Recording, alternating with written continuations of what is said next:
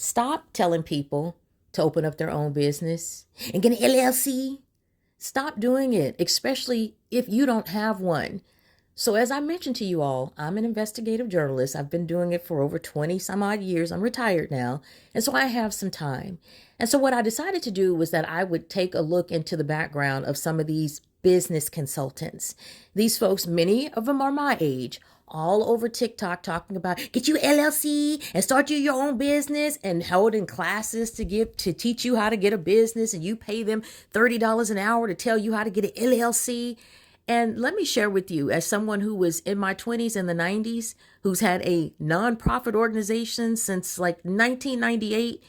Yeah, that's when I had my first one, when everyone started talking about nonprofit organizations and grants. And you could take these grant writing classes for $2,000, and you would hire someone to fill out a grant application for $2,000. So first of all, I got into that. I was a journalist at the time, and I was trying to figure out, how I could give back to the community. So the first thing someone said to me was, because it was real big in that time, get you a nonprofit organization and start getting you some of these grants. There's all kind of grants out there, because the government is just handing away free money and black people are just sitting back not taking it, right? So first thing I did was take a grant writing class, and that was like $2,000 in probably 1995 to learn how to get the money, because I still had enough sense, because my family has always owned businesses. My dad had one of the largest construction companies of an African American in our part of the country. So I knew about running a business. So I knew that you don't quit your job and then just open up a nonprofit, right? I wanted to find out all the information about a nonprofit. Then comes time for me to get my nonprofit certification or to get my nonprofit status. You had all these people. It was mainly black men that had these companies where you pay them $4,900 and they would write up all your stuff and possibly get you through. Now, if they wrote it out for you and you gave them the $4,900 and they sent it to the government or to the city or the county or the state, if you wanted to get a local nonprofit, if it was kicked back, then you'd have to pay them more money to make the corrections that they made, right? And so then I thought, well, let me learn how to write this paperwork myself. So I learned how to write up paperwork to open up my own nonprofit, state and federal. So I did that. Opened up my nonprofit while I'm working as a news anchor, and it wasn't nothing out there.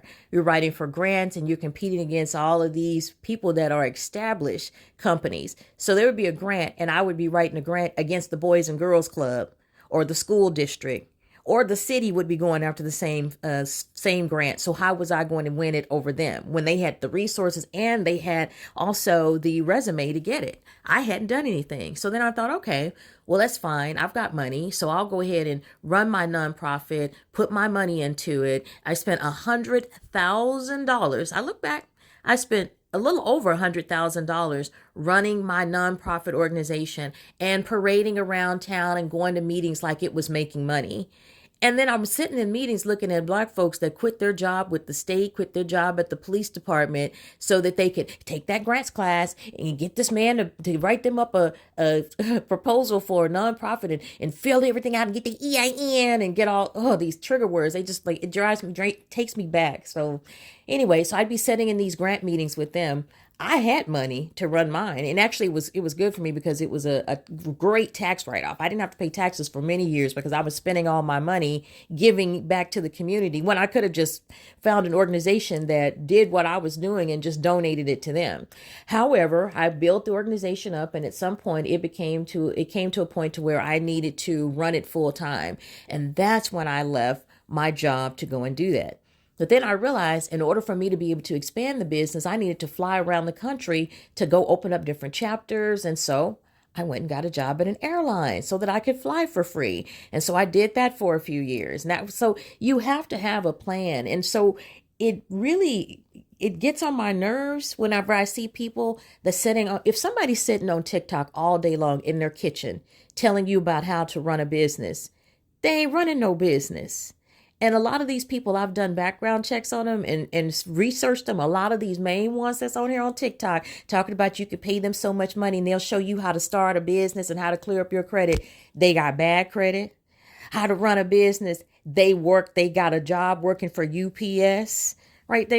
They're just fronting and pretending that they have business, just like I did all those years when I was running my nonprofit organization and not acting like I was spending most of my money as a news anchor in order to be able to run it and to have events and to have nice things, buying my own t-shirts for the kids and acting like somebody donated them. So a lot of these people now, the big trend is get you an LLC, get you an LLC. Everybody acts like that, just like everybody back in the 90s. Get you a nonprofit organization. Now everybody running talking about getting an LLC, and what's happening is that young people are seeing this and they're getting out of college and thinking that they can just run a business, or they are, oh wait, here we go. Now I know somebody that did that. They got straight out of college and started a business. Yeah, like Issa Rae, whose father is a surgeon and gave her the money to fund her project on YouTube, and now she's made it. Yeah, I'm sure there are a lot of people that do that. But let me tell you, most people don't. And what I could have really used is like all y'all folks out there telling people, start your own business. Black people that already have own businesses, get in with them. What I would have loved, I tried to give away franchises of my nonprofit organization that was profitable. I tried to give away franchises. At first I tried to sell them, then I tried to give them away. But instead of getting a franchise and running it where I had done all the legwork and all they had to do was run it, make a profit, and just give me a little bit of the profit that they made, I'm going to start my own. Everybody black had to start their own organization of what I did and make a bootleg version of it, and it failed, and mine is still here. And so what I'm saying is that a lot of us need good workers. So, if you're thinking about getting your LLC, come work for me while you're getting your LLC so that we can have some businesses that have good employees.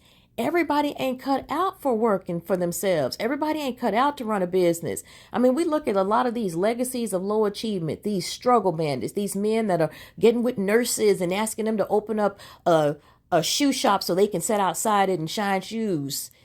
Telling you to go to a company and get a bunch of boxes, buy a bunch of boxes and put them boxes together and walk around and sell them to different companies, and they don't have to put their boxes together. A real life suggestion from a black man to me.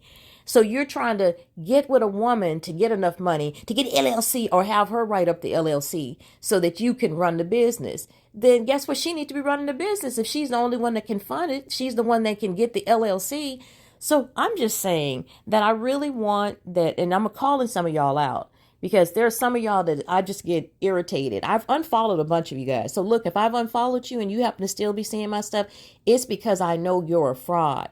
It's because I know you're setting up on TikTok all day long talking about get your LLC and this is how I have a business and these are the dates that I go out on and these are the type of men that I date. And I'm looking at you and you're still married.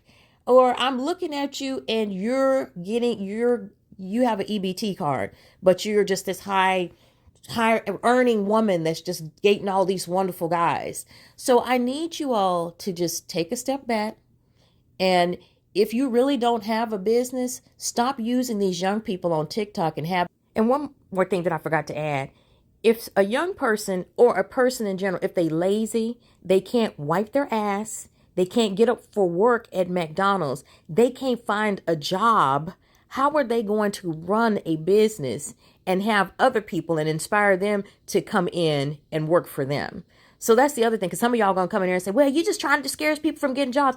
I'm talking about people that don't have any drive or any ambition, that's using this whole LLC thing so that they don't have to work. Well, I got my own business, just like every brother got his own car detail shop. He's got barbecue business. He make barbecue sandwiches. He shine shoes. He tint windows.